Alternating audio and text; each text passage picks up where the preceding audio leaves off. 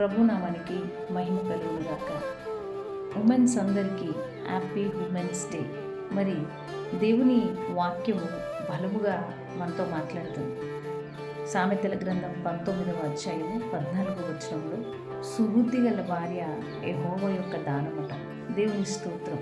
సుబుద్ధి కలిగి, మంచి జ్ఞానం కలిగి, వివేచన కలిగి, దేవుని యందు భయభక్తులు కలిగి ఉన్నప్పుడు దేవుడు ఎంతగానో ఆశీర్వదిస్తూ ఉంటాడు. మరి దేవుని యందు భయభక్తులు గల స్త్రీ కొనియాడబడును అంటున్నాడు. ఈరోజు నువ్వు దేవుడు ఇష్టపడే స్త్రీలా ఉన్నావా? ఈరోజు నీ ఇంటిని కట్టుకుంటున్నావా? ఈరోజు అనేకుల మాటలు వింటూ నీ కుటుంబాన్ని కూల్చుకుంటున్నావా? ప్రియ సహోదరి, ఒకసారి జ్ఞాపకం చేసుకో. దేవుని చిత్తం ఏంటంటే నువ్వు జ్ఞానవంతురాలువై నీ ఇల్లు కట్టుకోవడమే దేవుని చిత్తము.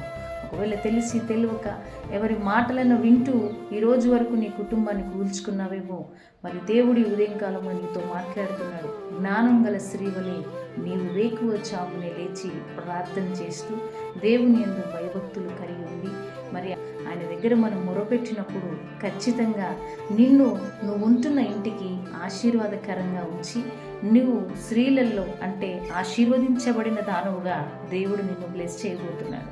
ఈ ఉమెన్స్ డే సందర్భంగా ప్రభు మిమ్మల్ని అందరినీ దీవించి ఆశీర్వదించునుగాక. ఆమేన్. తండ్రి నీకు స్తోత్రం. ఈ బిడ్డలందరినీ దీవించు.